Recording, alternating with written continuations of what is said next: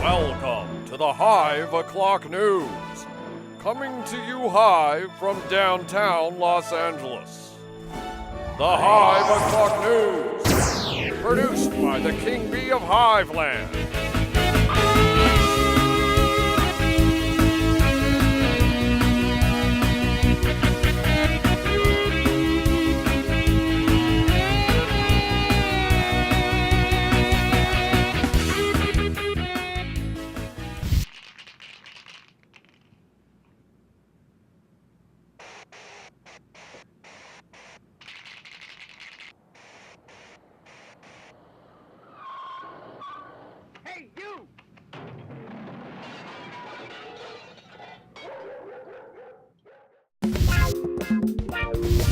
Gentlemen, what I love about your work and what everyone loves about your work is this discernible personality and humor, this joie de vivre that's in everything you do.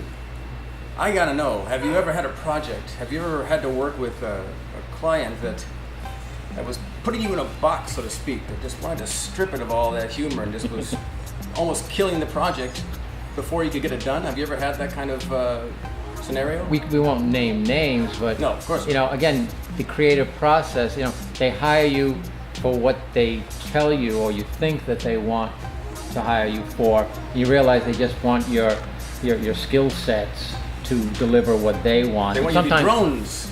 They want you to be drones, yeah. And we're okay working with other, hives. That's fine. Yeah, it's but we do our best work when people come to us for what is our take on things, our character, our expression, and then it's the best collaboration because what they want us to do, we can do much better. Because it's just I can't describe what our style is because we're too immersed in it. But I would imagine if we bring character to anything, even our most horrific creatures have a level of character that makes it approachable.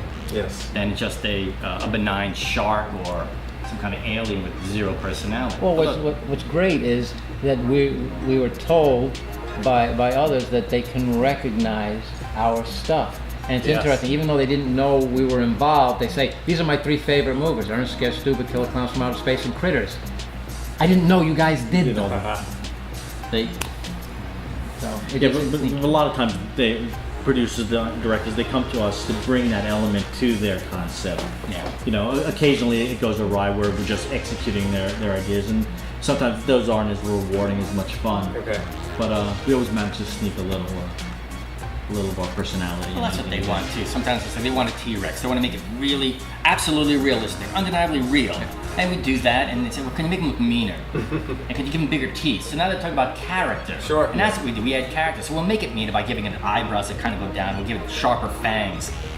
So we do in part, and they don't articulate it that way. They have a very narrow vocabulary, realistic.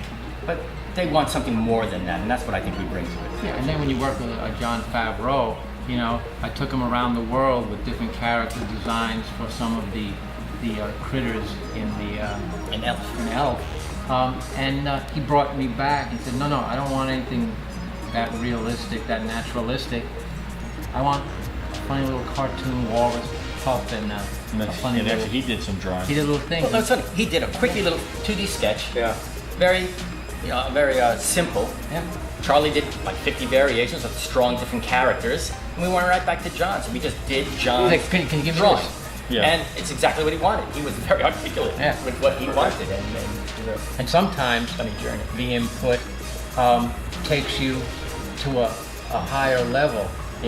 Like you take it to the level that you normally do, and he goes, well, can you give me this, and this? So you'll get a creative person that will actually make it better. In the case of John, though, that journey was necessary. He had to kind of see all the other options to reinforce that his little simple rendering was it. The strongest character was a simplified one. The more character you put into it, just kind of watered it down. It didn't really read quickly.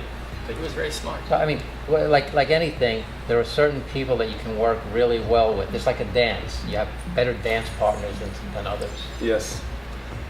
In your cup of noodle commercials, you've got this one idea, this one concept, and then it's carried out in these different ways.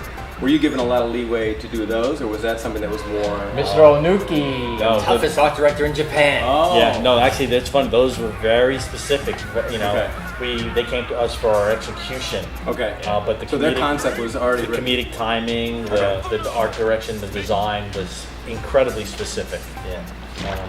Borrowed from Ray Harryhausen. In fact, we were duplicating the pterodactyl nest from the Raquel Welch 1 million years BC. Oh, right. And we had to do it like 4 or 5 times because we had to match the frame exactly. Yeah. The director of that spot was Mr. Nakajima. He did a lot of the Ultraman in Japan. Ultraman. The new Ultraman. And then the art director, Mr. Onuki, the most feared art director in all of Japan. Because the details, funny, there's one spot where they would go out to the desert and shoot background plates, but then they do a CG matte painting of a volcano. And he went to at the time, a flame room, which was like $1,200 an hour. For compositing. And he spent 10 hours placing the volcano in every possible space, only to confirm that the place he wanted first was the proper place. Yeah. It was a great collaboration. Some of the best work we've done because of their vision of what they wanted. It was really great. But another influence was Warner Brothers. If you look at it, That was the inspiration? It was Warner Brothers cartoon with the moa, the giant bird, going off the cliff. They go out there, they're hanging I saw that. the cliff, and then Absolutely. they drop. Stomp. Yeah, Tex Avery, Yeah. Chuck Jones, they love It was fun. That's beautiful. Killer clowns from outer space! Holy shit! Wow!